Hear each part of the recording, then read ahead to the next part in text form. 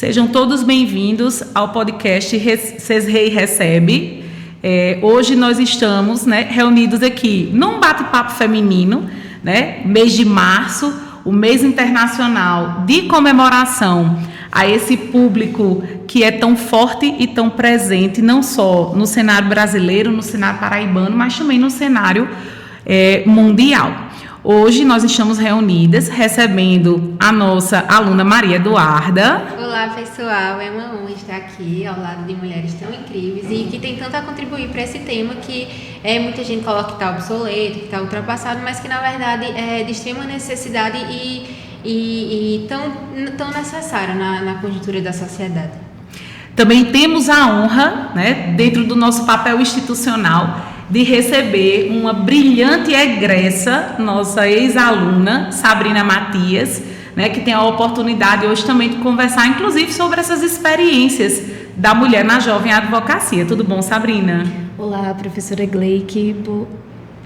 Olá, professora Gleick. É uma honra estar aqui presente ao lado da senhora, ao lado de Maria Eduarda, ao lado de Ana Cristina, para que a gente possa partilhar experiências singulares. Eu ousaria falar isso. Muito obrigada pelo convite. Recebendo também a ilustre presença dessa mulher enraizada na Paraíba, doutora Ana Cristina. A instituição CESREI agradece a sua presença, doutora Ana. Olá, eu agradeço demais o convite. É uma honra também para mim estar aqui ao lado de jovens alunas, egressas da professora Gleick, que é minha colega de longas datas. Então, me sinto muito honrada e agradecendo desde já esse convite para esse bate-papo. Mulheres reunidas é como se fosse um chá da tarde, E nada mais contagiante, nada mais acolhedor, do que um grupo de mulheres reunidas para a gente bater um papo. Doutora Ana Cristina, me permitam, como a própria convidada colocou, já uma conhecida de longos anos, Ana Cristina, que apresentamos, é juíza, de carreira, hoje atualmente na frente da direção do Fórum Afonso Campos, é professora, mestre e doutoranda, ou seja, uma corajosa na área da docência, coordenadora da ESMA, mas também é mãe, e é esposa, e é filha. Doutora Ana, conversa um pouquinho com a gente aqui, nós duas que temos um pouco mais de experiência, esposas, noivas, mães, que já não é uma realidade das nossas alunas. Quais são os maiores desafios de cada uma dessas facetas que compõem a mulher Ana Cristina? Eu acho que é assim, Gleick, no século XXI, o desafio é comum a todas as mulheres, Nós saímos daquela zona de conforto, ingressamos e conquistamos o mercado de trabalho e hoje ocupamos funções antes tipicamente masculinas, mas ao mesmo tempo nós não deixamos de lado o nosso lar, a nossa família, o nosso papel de mãe, de educadora, de filha também, porque chega um momento da vida que os pais passam a ser os nossos filhos, os papéis se invertem. Então, eu acho que esse desafio é comum a todas as mulheres, mas eu acredito que por nossa natureza, nós somos capazes de desempenhar diversas funções nessa personalidade multifacetária que temos, de desenvolver com seriedade, com responsabilidade, todos esses diversos papéis que nos cabem. É difícil, não é fácil. Muitas vezes as mulheres por aí afora têm 3 turnos de trabalho,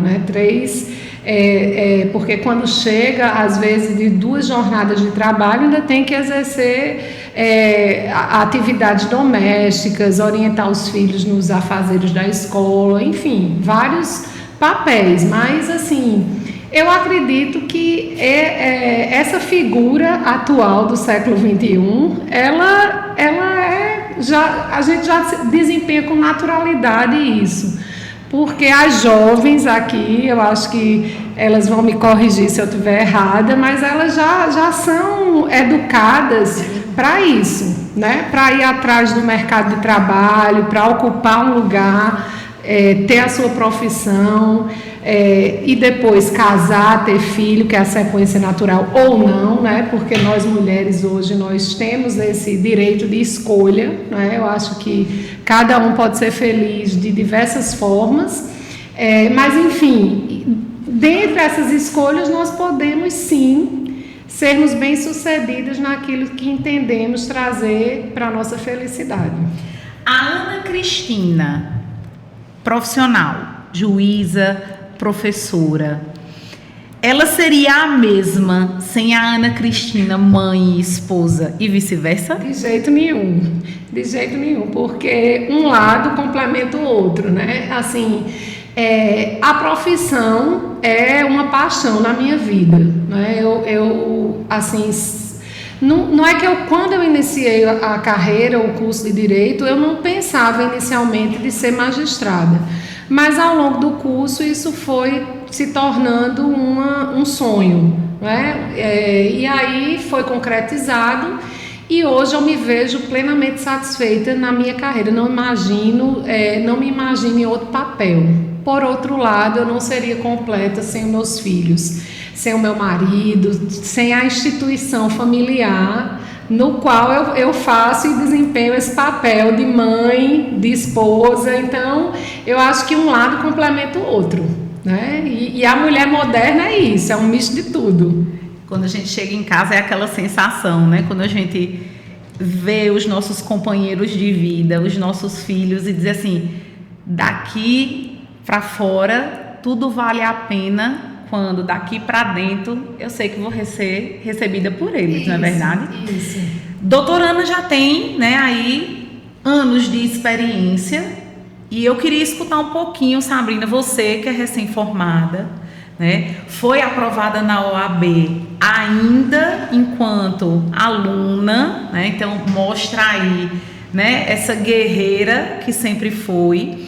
Conta pra gente um pouquinho como é que tem sido essa experiência da Sabrina que era aluna e hoje a Sabrina advogada. Certamente eu inicio falando que a gente sabe realmente o que o mercado de trabalho nos espera, o que ele espera de nós a partir do momento que a gente coloca o primeiro pé para fora da faculdade. Eu digo que agora está passando um turbilhão de coisas positivas na minha mente. Eu digo, sempre quando me perguntam, eu falo que agora eu estou tendo a oportunidade de ser quem sou, para onde quer que eu vá.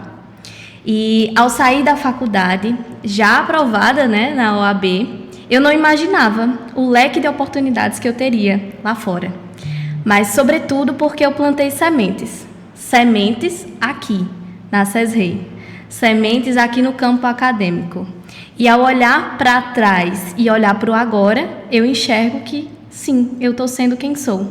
E como é incrível ser quem se é, exatamente sendo eu mesma. Mas me diga uma coisa, nesse curto período de tempo, já passou por alguma situação ou alguma dificuldade em que você disse assim, poxa, eu estou enfrentando isso porque eu sou mulher? Sim, e com certeza, né? Eu posso me lembrar não apenas agora, mas certamente o que me vem à mente é de uma imagem onde eu estava em uma audiência de conciliação, eu na qualidade de advogada, nova, e a parte contrária, na verdade o outro advogado, já um pouco mais experiente, no sentido de ter idade, mas sobretudo por ter conhecimento. Me tratar como se eu fosse uma estudante. E ali eu não era mais uma estudante. Eu não sou mais uma estudante, só estudante. Eu saio da faculdade para continuar estudando, mas na qualidade de advogada eu estou aplicando aquilo que eu já sei, aquilo que eu tenho conhecimento. E eu me recordo no momento em que ele trouxe para a audiência de conciliação o mérito. E na audiência de conciliação não se usa o mérito. Então, foi ali que eu tomei a palavra para que eu pudesse mostrá-lo que não é porque eu sou mulher nova que eu não sei aplicar o Código de Processo Civil. Ali eu tive a oportunidade de enxergar o quão pequeno a gente é quando enxerga os outros para o gênero. E eu ainda abro um pouco mais para a idade, né? Porque a gente olha para o outro e a gente enxerga uma imaturidade no nosso olhar. Porque quando a gente olha o outro e enxerga algo que nos incomoda, nós estamos falando de nós mesmos. Então, ali, por um curto espaço de tempo, ele tentou me trazer para um lugar que eu não estou, que é de estudante, de pequena, de abaixo, de submissão. Quando, na verdade, ali, nós somos iguais. Foi isso que eu mostrei para ele. 2 colegas, na verdade. 2 colegas. Maria Eduarda, né? De todas nós, a que ainda está, né, trilhando. Maria Eduarda está no 6º período. Mas Maria Eduarda tem uma carreira, doutora Ana Sabrina, brilhante aqui dentro. Maria Eduarda está envolvida desde o 1º período com a parte de pesquisa, faz parte do grupo de pesquisa de professora Loriene, já tem publicações internacionais, né? Vem construindo aí esse campo de atuação. Dentro da tua experiência, Maria Eduarda, fala um pouquinho, o que você espera, profissionalmente falando, e o que você acha que ainda falta para você realizar aquilo que você está buscando? Eu acredito muito que desde que o mundo é mundo, desde que a humanidade é humanidade, sempre existiu esse preconceito para com a mulher. E a gente, enquanto profissional do direito ou de outra área, sempre vai ter que conviver com este fato. E aí o que torna tudo mais difícil, porque quando a gente, inclusive em ambiente de trabalho, em ambiente de pesquisa também, a gente percebe muito isso, o olhar que tem quando é uma mulher apresentando, quando é uma mulher escrevendo, quando é uma mulher dissertando. Então, esse preconceito que existe, ele está enraizado na cultura, infelizmente. E a gente percebe muito isso quando está na pesquisa, quando dá pesquisa. E é justamente isso, no nosso grupo de pesquisa, tratamos sobre direito, economia, direitos humanos, economia e política. E dentro do campo dos direitos humanos, a gente aborda sempre, tenta abordar pelo menos, esse viés da mulher, sempre violência para a mulher, formas de combate à violência para com a mulher, justamente para tentar desmistificar e ressignificar esse contexto que é colocado para a mulher. Isso porque a gente acredita que aqui na faculdade mesmo, tanto no ambiente acadêmico como um todo, como geral, onde se vai produzir o conhecimento, onde se vai solidificar aquilo que você já tem enquanto conceito de vida, de carreira e tudo mais. E aí é justamente nesse conceito, através da pesquisa, principalmente, que a gente tenta proporcionar uma visão de mundo melhor. Até porque é aqui mesmo, no ambiente acadêmico, que você vai produzir conhecimento, você vai buscar mais de uma forma, um viés mais, que seja mais igual em relação a homem e mulher. E é justamente através disso que eu penso, que eu acredito muito que quando a gente escreve o que a gente sente. E nas minhas pesquisas, nos textos que a gente escreve, traz sempre essa faceta de que, esse contexto existe, mas o que a gente pode fazer para melhorar? E é isso que eu quero, de fato, para a minha vida. Eu acredito que o ambiente que eu for, ou a profissão que eu exercer, a ocupação que eu me colocar é sempre para mostrar que mulher ela pode ser o que ela quiser, e quando ela quiser, e a hora que ela quiser. Então, eu acredito que, enquanto acadêmica ainda, eu já percebo que existe todo esse cenário, mas aí a profissão que Deus me propôs para seguir é justamente para tentar ressignificar esse conceito que já existe. Mulher é sinônimo, né, de beleza, de graciosidade, de preciosismo, de cuidado, mas mulher também é sinônimo de força, né? Somos brasileiras, de um Brasil de Chiquinha Gonzaga, de Cecília Meirelles, de Tarsila do Amaral, paraibanas como Elba, como Zabé da Loca, como Eneida, né? Então, da política, a ciência, as artes. Eu queria saber dessas convidadas magníficas, qual é o papel, qual é a importância que nós, mulheres, podemos exercer na construção desse presente e do futuro que nos aguarda. Doutora Ana. Gleick, eu acredito que o nosso papel e assim a função maior de nós hoje mulheres é no sentido de lutar primeiro para diminuir, que não acabar essa violência que existe doméstica e familiar contra a mulher. Eu digo com uma tristeza muito grande que o Brasil é o 5º maior país com violência contra a mulher, né, de feminicídio. E é uma taxa altíssima, se comparado com países mais desenvolvidos, onde existem taxas bem reduzidas e mínimas, né? Então, isso é uma realidade que entristece todas nós brasileiras. E a gente fica fazendo essa reflexão, o que é que nós podemos fazer para mudar isso, né? Porque não é só uma conscientização masculina de que a mulher não é tida como objeto de sexual ou que é produto daquilo ali, tida como produto do homem, não é? A gente precisa também desmistificar essa figura. Então, cabe a nós, mulheres, também tentar contribuir para que essa imagem seja diluída, não é? Porque a gente vem de uma sociedade eminentemente machista, né, que coloca a mulher como objeto, né? E muitas mulheres, elas têm em si, porque elas nascem e crescem com esse preconceito, né? Tem muitas mulheres tão machistas quanto os homens, e isso é estrutural. Às vezes a gente desenvolve e reflete sem nem sentir esse preconceito, né? Eu costumo dizer assim, tem um exemplo bem engraçado, eu já trouxe até numa palestra de direito eleitoral falando sobre gênero, né? Que a gente reproduz sem sentir porque nós não nos apercebemos quão difícil é combater esse machismo. Aí, uma vez eu estava num voo que era uma ponte aérea Rio-São Paulo com a minha mãe. E quando a gente entrou no avião, que colocou o cinto de segurança, da cabine de comando, a comandante, era Cláudia alguma coisa, ela se referiu, né, boa tarde passageiros, aqui é da cabine de comando, sou a pilota Cláudia Oliveira, eu acho.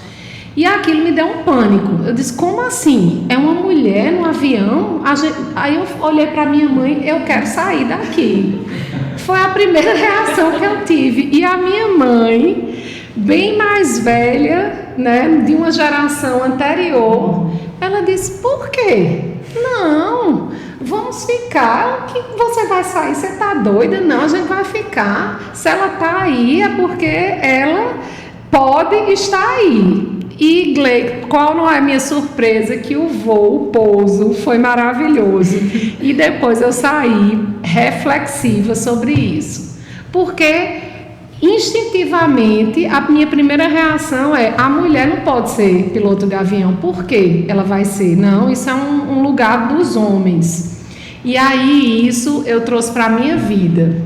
E hoje eu penso que a mulher ela pode ocupar qualquer espaço, né? Mesmo aqueles tipicamente masculinos. Então isso é a primeira reflexão, e eu acho que é a primeira mudança de paradigmas que a gente tem que contribuir para as novas gerações, para que elas possam desmistificar esse preconceito, né? Que a gente pode sim ocupar lugares tipicamente masculinos e desenvolver bem essas tarefas, né? A gente pode ocupar qualquer lugar que nos cabe. Então eu acho que a primeira reflexão é essa, de quebrarmos esses paradigmas, né? De desmistificar essa história de que mulher tem que estar na cozinha, mulher tem que estar ocupando espaços só domésticos, que mulher não pode ser política, que mulher não pode ocupar um cargo de destaque, de comando, né? E a gente precisa realmente alterar essa realidade, porque hoje a gente vê que as mulheres cada vez mais ocupam o mercado de trabalho com destaques. E assim, eu vejo muito as mulheres, quando ocupam esses lugares, serem bem-sucedidas. Porque, infelizmente, ainda hoje existe esse preconceito quando, por exemplo, na magistratura, eu estou como diretora do Fórum de Campina Grande. Ao longo de mais de 30 anos, somente 2 mulheres ocuparam o cargo de diretora do Fórum, eu e a doutora Nevita, E hoje a gente já tem várias mulheres na magistratura. E por que não elas ocuparem cargos de destaque, na administração, na gestão da comarca? Porque tem que ser um lugar de homem? Porque a mulher não pode? Então são essas as questões que a gente vê cada vez mais e quando a gente chega lá, a gente se cobra, porque se algo der errado é porque é a mulher que está na direção. Se fosse um homem, isso não ia acontecer. E a gente sabe que não é bem assim. Então, é um grande desafio para todas nós. Porque quando a gente chega num lugar de destaque, o homem ele não precisa provar nada para ninguém, mas a gente precisa. A gente precisa sempre provar que a gente é capaz. E, assim, o meu desejo é que as novas gerações, cada vez mais, passem menos por isso. Que elas sejam vistas como pessoas capazes, tal qual os homens os são, em qualquer cargo.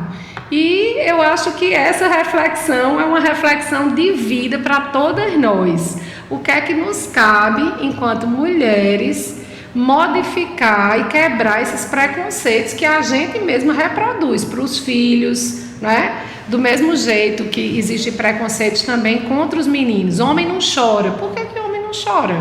Eu tenho um filho e hoje eu digo, ele pode chorar o quanto ele quiser. Homem chora, mulher chora, ser humano chora. Pegando esse gancho que a senhora falou em relação à mulher ocupar o lugar que ela quer, a minha pergunta é em relação a como a senhora se sente ocupando um cargo de poder. Isso porque a gente percebe que em que pese houve essa evolução e transformação da sociedade enquanto sociedade, mesmo assim aí a gente ainda percebe que existe essa deficiência, os dados mostram que existe essa deficiência de mulheres ocupando cargo de poder, cargo de destaque, como a senhora bem colocou. E aí eu pergunto isso porque quando foi no Dia da Mulher, a gente veio para a faculdade, aí eu cheguei, sentei na sala e fiz, poxa vida, como eu estou fazendo algo que muitas não fizeram, simplesmente estudar. Eu fiquei, gente, que sensação. Imagina você se colocar a dispor do Estado para se mostrar como uma resposta a ele. Aí minha pergunta é, como a senhora carrega essa responsabilidade, essa representatividade ocupando esse espaço? Primeiro, eu acho que assim, é uma responsabilidade grande, porque quando a gente vê o histórico, por exemplo, na direção do fórum, somente 2, eu e outra. Então a gente olha a galeria de diretores e a gente vê só homens, só estou eu aqui e agora, Então, de certa forma, a gente fica temerária e a gente, ao mesmo tempo, se cobra porque a gente quer mostrar que pode, Eu estou aqui porque eu posso, eu mereço e eu tenho méritos para comandar ali a gestão do fórum. Assim como, por exemplo, na área criminal, das varas comuns, eu sou a única mulher das 5 varas. Aí a gente já fica meio exposta, um pouco exposta. E, de todo jeito, é uma responsabilidade também, que é uma área tipicamente masculina. As mulheres vão mais para as varas de família, as varas cíveis. As varas criminais aqui em Campina Grande, somente eu na vara comum e a doutora Rosimeire na violência doméstica. Então, assim, é lógico que a gente se sente um pouco solitária, é uma função solitária, mas ao mesmo tempo uma função em que nós nos cobramos muito, porque a gente tem que mostrar para os outros e para si próprio que a gente pode. E o meu desejo é que no futuro isso não ocorra com as próximas que irão ocupar aquele cargo que eu estou hoje provisoriamente ocupando. E o CNJ é uma notícia boa, que já determinou por resolução essas questões de que as mulheres precisam ter a paridade de gênero nos tribunais superiores. Isso é fantástico, porque no judiciário poucas mulheres conseguiam galgar os tribunais, A gente ficava na base, sempre na base, historicamente uma ou outra.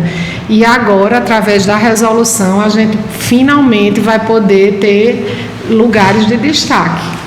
Até mesmo o STF é uma vitrine dessa minoria que ocupa. A doutora Ana falou sobre essa questão, né, de mudar esse paradigma com relação a mulher na posição de vítima, né? A doutora Ana falou dessa questão, né? Recentemente a gente viu, né, de 15 dias para cá, a gente toma conhecimento de coisas que a gente olha e diz assim, mas isso ainda acontece, né? A gente teve o caso de Dona Maria de Moura, 72 anos em condição, a redução análoga de escravo. Recentemente, né, a gente teve aí a publicação de que 2023 foi o ano recorde de feminicídio no Brasil, 1.463 registros efetivos, né? E com relação à violência sexual, eu fiquei ainda mais embasbacada, por assim dizer, né? A ONU constata 27%, né, junto com a OMS, em termos mundiais. As brasileiras relataram em 2023 que 50% das mulheres brasileiras passaram por qualquer tipo de episódio de violência sexual, e essa semana, né, a gente teve a vinculação do caso daquela nutricionista em Fortaleza, saindo do trabalho, onde efetivamente um cidadão, na sua condição masculina, se achou no direito de invadir o espaço privado dela, né? Pela justificativa de que possivelmente achou ela atraente e apapou-lhe as nádegas, né? Então, assim, eu imagino e espero escutar um não das nossas convidadas de hoje. Mas já passaram por alguma situação de desrespeito ou de constrangimento, efetivamente, numa circunstância como essa? Sabrina. É muito difícil a gente tocar em pontos como esses, né? Porque, sinceramente, se já é difícil passar, é mais difícil comentar, né? Quando a gente passa por qualquer tipo de situação que nos deixa... a gente se sente um pouco receosa de agir, a gente também se sente receosa de falar. E, graças a Deus, nunca me aconteceu nesse sentido, né, de cunho... de eu me sentir ser tratada como objeto sexual de alguém, principalmente de homens. Mas eu queria retornar a pergunta no sentido de por que a gente não enxerga situações como estas acontecendo com homens? E eu já respondo, porque não acontece. E se acontece, é uma minoria quase que inexistente. Por quê que é tão fácil os homens conseguirem fazer isso? E por que a gente sente tanto medo de falar sobre isso? Por que a gente se sente tão receosa de tocar nesse assunto? Porque quando a senhora fez a pergunta, né, a gente se olha para ficar naquele e se? E como seria bom se todas as mulheres conseguissem falar como eu falei? Nunca me aconteceu. É uma esperança eu diria uma esperança real, de que um dia, quiçá, aconteça, de poucas mulheres falarem que já aconteceu. E se falarem que aconteceu, encontrarem apoio, acolhimento, que é o que nos falta, muitas vezes, dentro de casa também. Né? Eu observando o diálogo de doutora Ana Cristina, ela falando sobre situações que nos acontecem no dia a dia, né? De ver a objetificação feminina. E também falando sobre a vontade que se tem de que as futuras gerações elas encontrem apoio. Mas as presentes gerações, as atuais gerações que somos nós, precisamos encontrar muito mais que nossas palavras. São nossas atitudes dentro de casa, no nosso trabalho e, sobretudo, por onde quer que a gente vá. né? É onde a gente vai que a gente carrega a nossa essência. Eu sempre, quando tenho a oportunidade do diálogo, eu falo sobre essência. Eu falo sobre singularidade, que é aquilo que ninguém tira de você. Você, enquanto indivíduo, você tem uma singularidade. E é essa singularidade que tem que ser preservada. Muitas vezes ela não é. Por pessoas que poderiam nos acolher. Pessoas que estão dentro de casa. Porque existem dados. Existem dados que mostram que muitas dessas violências acontecem dentro de casa. E como a gente pode modificar isso, né? Eu sempre tenho batido nessa tecla porque é uma reflexão. Por exemplo, no judiciário, como é que o judiciário pode melhorar para acolher essas vítimas de violência? Porque se a gente não trabalha isso, a gente vai trazer uma revitimização quando a vítima, como Sabrina colocou aqui, já é difícil falar da violência sofrida. Imagine falar e ainda ser hostilizada. Você de vítima começa a ser algoz, como no caso Mariana Ferrer, né? que teve aquela revitimização pelo Poder Judiciário. Então a gente tem que pensar em saber acolher as vítimas, né? Saber ter aquele olhar de acolhimento e saber que a gente não pode trazer esse espaço de revitimização. Em audiências, Gleick, por exemplo, qual a roupa que a menina estava usando? O que é que importa a roupa da vítima de estupro? Se era curta, se era longa? Ela não interessa, ela foi vítima, a roupa não interessa. Então, mas a gente ainda tem. Quantos namorados você teve? Qual é o interesse? A vida pregressa da vítima a vítima não está, ela não é o algoz, ela é vítima. E muitas vezes há uma inversão de papel por ser a vítima uma mulher. Nesse sentido, a senhora comentou, né, a presença da doutora Rosimere também na seara criminal, né, na vara especializada, né, em combate, né, à violência doméstica, que é um juizado especial. E digamos que eu tive o prazer numa situação desconfortável, porque estava acompanhando uma vítima mulher, mas de ver esse processo de acolhimento que ela teve no sentido de observar a diligência, da medida protetiva, da concessão e perceber o quanto numa situação como essa, a presença de uma mulher traz uma visão que é diferente, não é a questão do texto de estar no papel, né, na posição de comando, mas o fato de que ela pode entender. Empatia, exatamente. Mas assim, do outro lado, né, Maria Eduarda, além de vítimas nessas condições, a gente percebe que as mulheres são colocadas em uma outra posição vitimada, mas que trazem sérios prejuízos para elas, né? Doutora Ana nos disse aqui que está à frente, né, de uma vara comum. E o que a gente tem percebido, doutora Ana, é que nós temos hoje 43 mil mulheres encarceradas, a maioria delas por tráfico de entorpecente, não é verdade? E eu queria que a senhora relatasse um pouquinho para a gente, na sua vivência prática, o que é que a senhora tem percebido com relação a esse número de mulheres que são trazidas, que são colocadas muitas vezes forçosamente numa realidade que traz esses prejuízos para ela. É porque essa realidade é uma realidade brasileira, porque a mulher é envolvida, né, Gleick? Sem querer ela é envolvida. Por quê? Porque se o marido é traficante e foi preso, ela tem que continuar o serviço dele. Muitas vezes, a maioria dos casos é assim, ela é levada àquilo. Ela não é uma criminosa quanto mais. Ela é levada a continuar aquilo, inclusive às vezes sob pena de ameaças das facções criminosas. Então a gente tem uma triste realidade no mundo das drogas com relação ao papel feminino, né? Porque ela é envolvida muitas vezes naquilo.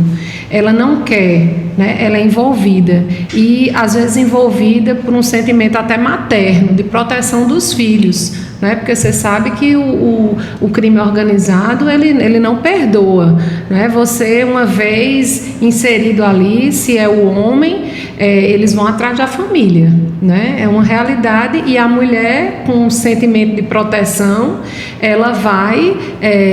mesmo sem querer, ser envolvida naquilo até para proteger seus próprios filhos e a si própria. É uma realidade, é uma triste realidade. E a gente só muda isso, né, com a educação, principalmente com a educação, né? O crime, eu acredito que a grande arma nossa é direitos sociais, educação, saúde, melhoria de emprego, né? Para que as pessoas tenham uma realidade diferente. Não é? Porque quanto mais a gente só foca na violência, né, só na violência, naquele olhar da violência, sem esquecer o que é que a gente pode fazer para mudar esse quadro, a gente não sai daquilo. É enxugar gelo, né? Porque as pessoas pensam que coloca o bandido na prisão e acabou, tá tudo resolvido, e não tá, né? Porque aquele bandido, ele vai voltar. E como é que ele vai voltar? Pior, né? O Estado esquece o trabalho de ressocialização, e muitas vezes, inclusive com as mulheres, porque é preciso essa ressocialização para que elas, inclusive, aprendam outros ofícios, que elas possam mudar a realidade, né, da pobreza em que são inseridas, né, daquilo que levou necessariamente ao crime. Então, o Estado tem a obrigação de tratar essas mulheres, de devolvê-las em uma condição melhor. E muitas vezes isso não, a maioria, né, das vezes isso não acontece, infelizmente. Infelizmente. As meninas vão concordar comigo que, se pudéssemos, passaríamos horas a fio, porque assunto não nos faltaria, né? Mas vamos concluir esse primeiro momento, né? Onde nós podemos ter outras oportunidades, que assim seja. Doutora Ana, seja sempre muito bem-vinda. Eduarda, você hoje, como uma jovem mulher, aluna, brilhante, tá joia? Futura advogada. Futura, né? Advogada. Eu acho que futura professora, pelo viés que a professora Loriene vem conduzindo ela, uma futura professora. Eduarda, o que é que você gostaria de transmitir? Não só para as mulheres que estão nos escutando, porque esse papel de transformação não deve ser só necessariamente para as mulheres, né? Porque nós não estamos sozinhas no mundo, né? Ao nosso lado estão também os homens, pais, filhos, esposos, colegas, né? Colegas de trabalho, amigos íntimos. O que é que você gostaria, né? Qual é a mensagem que você deixaria para esse público que nos assiste, que nos ouve, né, com relação àquilo que você espera de melhor para o futuro? Puxando novamente o que a doutora Ana Cristina disse, eu acho que o que é capaz de promover essa transformação da sociedade é a educação. E é por isso que a gente bate tanto nessa tecla em relação à pesquisa, estudos mais aprofundados nesses aspectos, porque eu acho que, como eu já falei anteriormente, a educação, a pesquisa é capaz de fato, de mudar pensamentos, de mudar posicionamentos, principalmente. Então, através da nossa pesquisa, dos nossos textos, as pessoas que leem, obviamente, que eles sintam essa necessidade, assim como a gente sente ao escrever, essa necessidade de retransformação, de quebra de paradigmas, de mudança do cidadão, do ser político, que é o indivíduo. E eu acredito que talvez assim a gente possa deixar nossa sementinha na população e como geral. Então eu acredito que, através desse viés educacional, a gente pode plantar grandes coisas. A Eduarda antes da pesquisa e a Eduarda depois da pesquisa, Quem é ela? Um ser humano completamente retransformado. É incrível. Inclusive, até os próprios textos que a gente escrevia, eu fiz, meu Deus, como é que pode o conhecimento propor isso. É incrível. Quanto mais você sabe, mais você quer saber, mais você quer procurar o motivo, a transformação, as razões que estão por trás daquele fato. Então, eu acredito que a Eduarda, antes da pesquisa e agora, ela é completamente mais realizada, tanto academicamente como profissionalmente, futuramente, e quanto pessoa também, quanto mulher, por que não, né? Verdade. Sabrina é jovem advogada, né? Ainda vai trilhar muitos caminhos, ainda vai vivenciar muitas coisas, das mais estressantes às mais engraçadas possíveis, tá joia? Mas, Sabrina, o que é que você falaria para o público que nos escuta, que está trilhando esse mesmo caminho que você está trilhando, né? Os nossos recém-aprovados, né, na OAB, né, que vão iniciar essa trajetória dentro da tua experiência, daquilo que você já vivenciou um pouquinho. O que é que você deixaria de mensagem para eles? Inicialmente eu faria um convite. Eu vos faço um convite. Acolham as mulheres que vocês têm em casa. Sejam para elas quem vocês gostariam que o outro, que seja mulher, que seja homem, fosse para você. Eu digo, seja humano para além da espécie. Eu sempre falo que a sua qualidade enquanto ser humano é trazer humanidade para todos os atos que você for realizar, seja no seu trabalho, seja na sua casa. Então, inicialmente um convite para se humanizar o seu olhar, o seu falar. E em segundo lugar, não menos importante, eu vos chamaria para a prática. Não adianta muito a gente falar nem pensar. O importante é que a gente pratique a humanização. É humanizar aquilo que a gente acha que é automático. Seja uma humanização de sentir a mulher como capaz para ler, para escrever, para jogar futebol, para advogar, para ser juíza, seja para qualquer que seja a ação que ela vai realizar, ela tem que partir do pressuposto de que ela é capaz, porque ela tem apoio, porque ela tem colo, porque ela tem alguém que acredita nela. Como é difícil a gente olhar para alguém e não sentir apoio nessa pessoa, né? Então, que os meus colegas de profissão, as pessoas que estão me escutando, que sejam acadêmicos também, que vocês escutem isso com os ouvidos abertos. Sejam humanos para além da espécie. Valorize a singularidade que existe dentro de você. E, acima de tudo, respeitem as mulheres. O lugar de mulher é onde ela quiser, porque ela é capaz disso. E, a partir desse pressuposto, você é humano para além da espécie. Verdade. Doutora Ana, ano político. Pleito eleitoral para o segundo semestre de 2024, né? Uma conquista que nós tivemos, né? 1932, instituído em 34 na Constituição, a partir de 65, uma equiparação de gênero para com os homens. A senhora já teve a oportunidade, né, de atuar diante do eleitoral.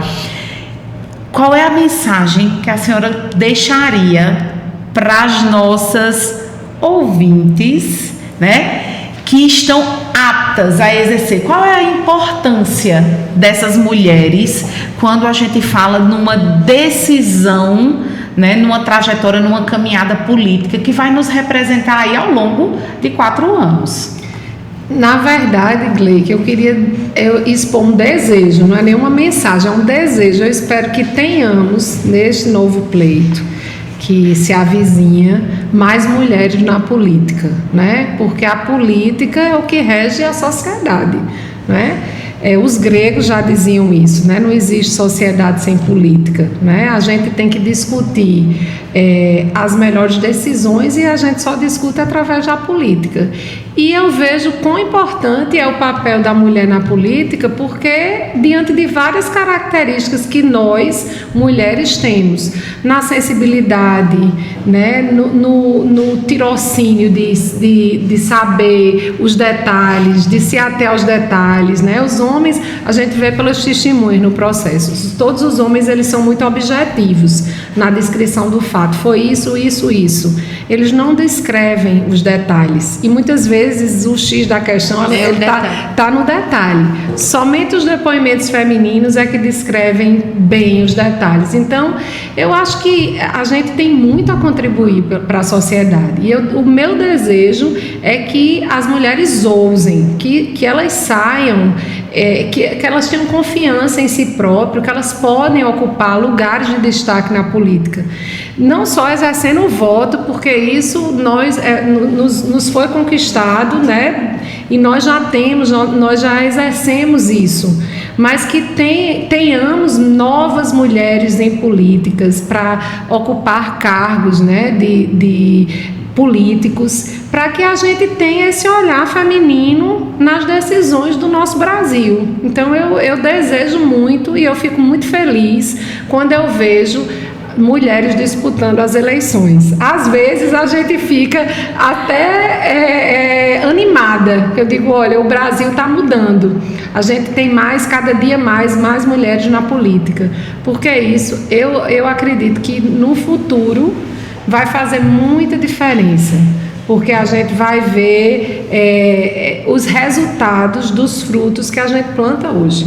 Então esse é o meu desejo. A minha mensagem é que as mulheres sejam ousadas, que elas acreditem no potencial que todas nós temos enquanto figura feminina. Então vamos agregar, né? Além de delicadas, organizadas, acolhedoras, que sejamos também mais ousadas.